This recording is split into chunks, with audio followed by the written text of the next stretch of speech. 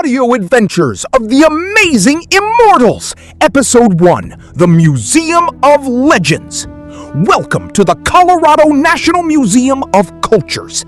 Inside its grand, echoing halls are thousands of years of history gathered from every corner of the world.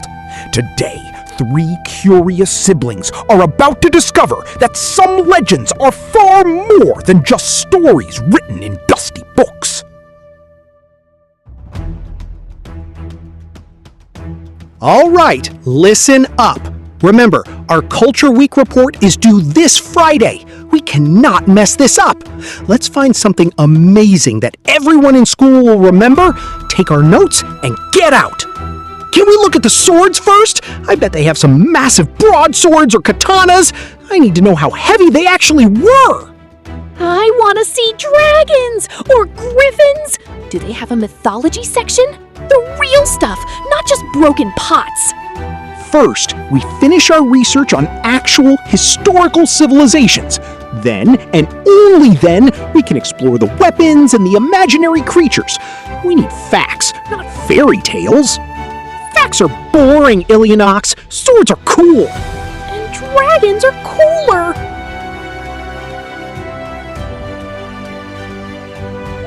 Welcome, travelers! I couldn't help but overhear your debate. Feel free to explore every gallery. Each exhibit tells the story of a civilization, but sometimes the line between history and myth is thinner than you might think. Oh, hello? Are you a tour guide? We're just looking for the standard exhibits for a school project. I am Dr. Eris Thorne, the head curator of this institution. Standard exhibits are plentiful, yes, but for those seeking something truly memorable, I might suggest the new wing. It just opened this morning. Does it have weapons? It has artifacts of great power, things that have shaped the very fabric of our world. Does it have magic? It has truth, little one, if you are brave enough to look for it. Go past the Egyptian Hall, take a left at the Roman statues, and look for the archway made of dark stone. You won't find it on your map. Not on the map? Dr. Thorne, we really just need reliable sources for our report. Trust me, Ilionox, you will find exactly what you need. Enjoy your visit. How did she know your name? You didn't tell her your name? I don't know. Maybe I have my school ID visible? No, it's in my pocket. That was weird. She was magical! I can tell! Come on, let's go find the dark stone archway!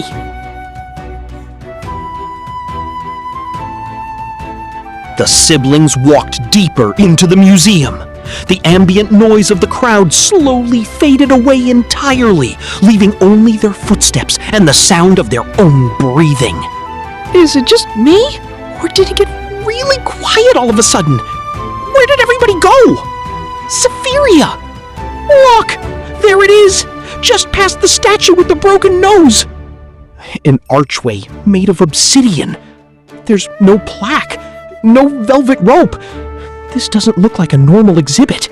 It looks ancient. Whoa! Look at this gauntlet on the pedestal next to it. It looks like it's made of solid bronze, but it's glowing. Just a little bit. Coltron, don't touch it! You know the rules! No touching the artifacts! I'm just gonna see how heavy it is. Just one finger. Safiria, I don't think you should. A sharp metallic clink rang out as Coltron touched the gauntlet. Immediately, a rushing wind began to roar through the corridor. The archway blazed with swirling light. Coltron, what did you do? I barely touched it, I swear. Safiria, the archway, it's lighting up. It looks like a whirlpool inside. Grab my hand, both of you, pull back. I can't, it's pulling us in. Hold on. In an instant, the polished floors and glass cases of the museum vanished. The Zaravla siblings tumbled onto cold, rough-hewn stone. Around them stretched a cavern of impossible size, illuminated by floating crystals, and everywhere the relentless sound of ticking. Is everyone okay? Sophiria? Coltron? I'm okay. My knees are scraped. Where are we? That was amazing! Did you see the colors in that tunnel? It was like traveling through a kaleidoscope. This isn't a game, Coltron! We are completely lost! This isn't the museum anymore. Look at this place. It's a cave! A cave full of clocks? Intruders! How have mortals breached the gateway? Speak before I cast you into the void between seconds! We didn't mean to intrude. We are students from Colorado. Who are you? Show yourself! I am Kalen, the Timekeeper, guardian of the Immortals' gateway. You wear strange garments, children of the present. You reek of the mundane world. Have you come to steal the sparks? Sparks? What are sparks? We don't want to steal anything, Mr. Timekeeper. My brother just touched a metal glove and we got sucked into a shiny tornado. The Gauntlet of Ares? It reacted to a mere mortal? That has not happened in 3 millennia. Look, there's been a huge misunderstanding. We just want to go home. Our parents are going to be worried, and we have a project due. Home? The gateway only opens one way without a spark to power the return journey. You are trapped here, in the space between myth and reality. Trapped? No way! I'll fight my way out if I have to. Fight? You, a child of 12 summers, against the fabric of time itself? Your bravery is foolish, but intriguing.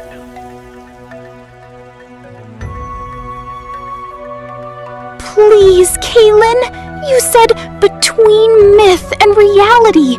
Does that mean the stories are real? The gods, the monsters, the heroes? They were real. They are real. But they are fading. The human world has stopped believing. They treat the old truths as bedtime stories and movie plots. Without belief, the immortals lose their essence, their sparks.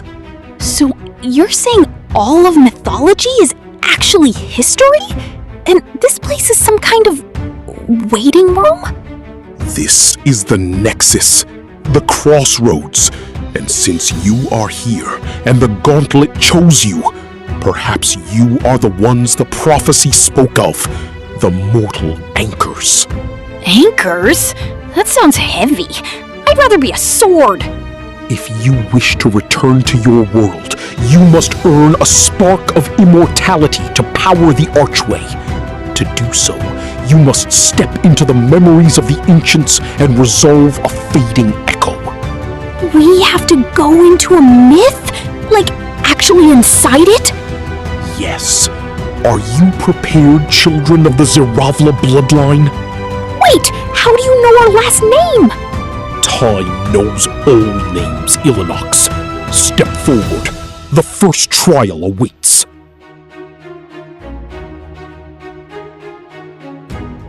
The siblings stood before a blinding golden light as a massive stone door ground open. Hesitation warred with curiosity. Illinox tried to block his brother and sister, but the pull of the light was undeniable. They stepped through the threshold together. The heavy stone door slammed shut behind them. The ticking of clocks faded, replaced by the gentle rustling of leaves and the distant chirping of cicadas. Where are we now? It looks like a forest, but the trees are enormous. And look at the sky. It's not blue, it's like a glowing twilight purple. This is awesome! It smells like pine needles and ozone, like right before a thunderstorm. You have entered the echo of Arcadia, a fragment of ancient Greece preserved in the fading memories of the Immortals. Your task is simple: yet perilous. Where are you? Are you invisible? I observe from the Nexus. In this realm, you are on your own. To earn the spark, you must find the lost lyre of Linus and return it to its pedestal at the peak of this mountain. Fail, and you remain part of the Echo forever. Succeed, and you may return home. A lyre? Like a little harp? That's it?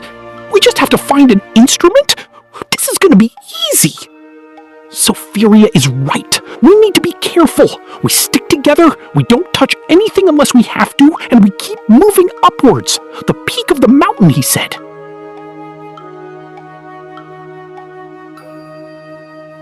Emerging from the shadows of the giant pines was a creature straight out of Sophiria's beloved books. It had the sleek, muscular body of a lion, but its head and wings belonged to a massive eagle. Its golden feathers shimmered in the twilight, and its sharp, curved beak snapped in the air. A griffin! A real, live griffin!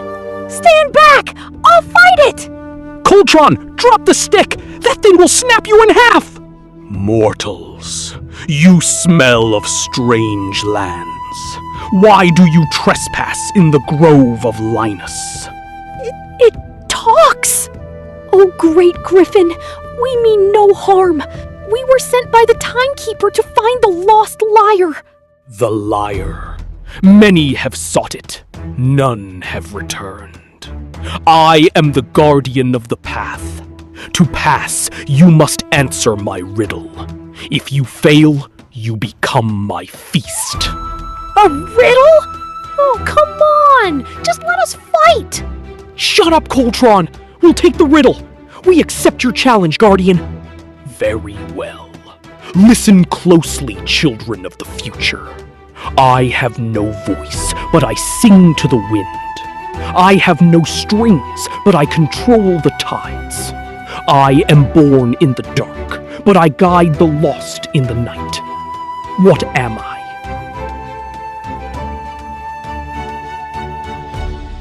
No strings, but sings to the wind? A flute? No, that doesn't control tides. Think logically. What controls the tides? The moon! The moon's gravity pulls the oceans. But the moon doesn't sing to the wind, Illinox, and it doesn't have a voice. It's a metaphor. The singing could be the sound of the wind moving past it, or I don't know, we need more time. Time is a luxury mortals rarely possess. Answer or perish. Wait. Born in the dark, guides the lost in the night. The moon does that. But what else? Stars? A lighthouse! It guides ships. It doesn't have a voice. A lighthouse doesn't control the tides, Coltron. Quiet, both of you. Let me think. It's a myth. It's not just science. What did the ancient Greeks believe controlled the tides and guided sailors? Sophiria, are you sure? If you're wrong, the answer is the moon. Not just the rock in space. It's Selene, the moon goddess. Her chariot guides the lost. Her pole moves the seas. And she is born from the dark of the new moon. The little one has wisdom beyond her years. You may pass. The lyre lies at the summit, within the cave of echoes. Beware, for the cave tests more than the mind. It tests the heart. Oh, riddle! Oh, come on! Just let us fight! Okay, that was terrifying. Good job, Soph. Yes, good job. But we aren't done yet. Let's keep moving. The summit isn't far.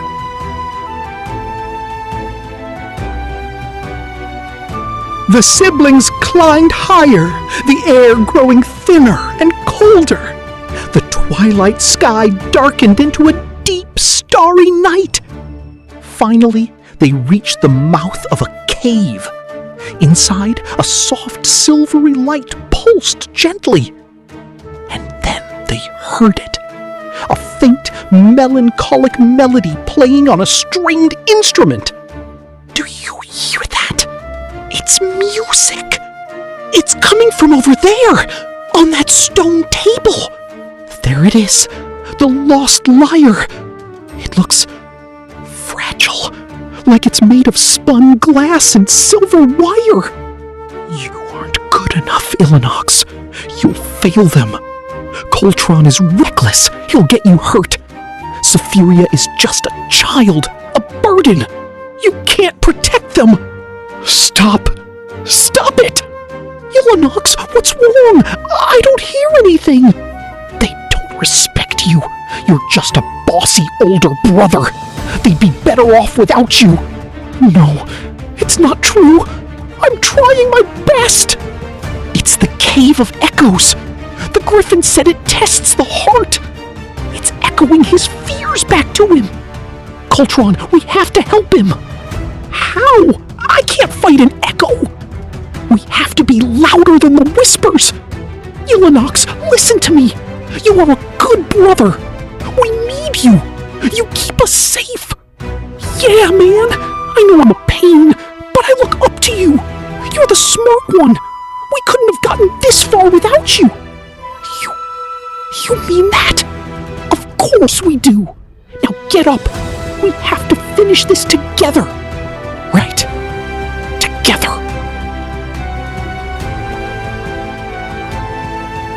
As Illinox lifted the lyre, the silver strings glowed with a blinding light. The energy surged through him, passing to Coltron and Sapphiria. The cavern, the mountain, the twilight sky, it all dissolved into a swirling vortex of color and sound. Then, with a final rush of wind, the ticking of clocks returned. You have returned, and you bear the spark. We did it!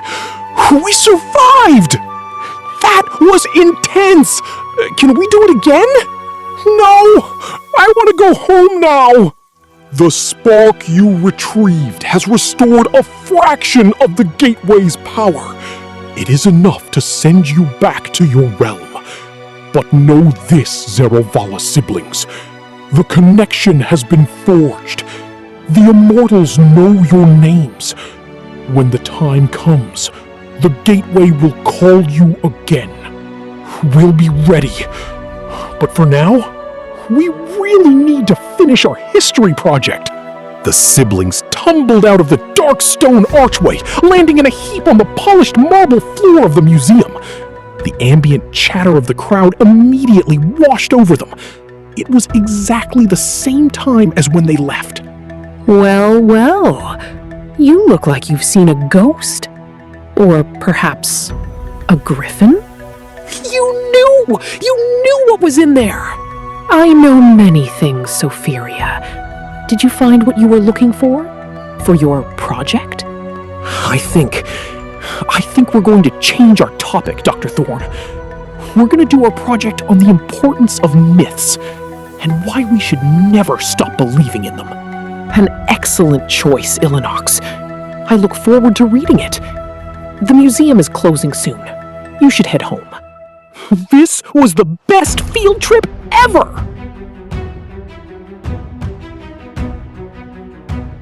As the Zaravla siblings walked out of the Colorado National Museum of Cultures, the world looked a little different. The shadows seemed deeper, the light seemed brighter, and the stories they thought were just fiction were suddenly very, very real. Their adventure had only just begun. End of Episode 1, The Museum of Legends. Audio adventures of the amazing Immortals will return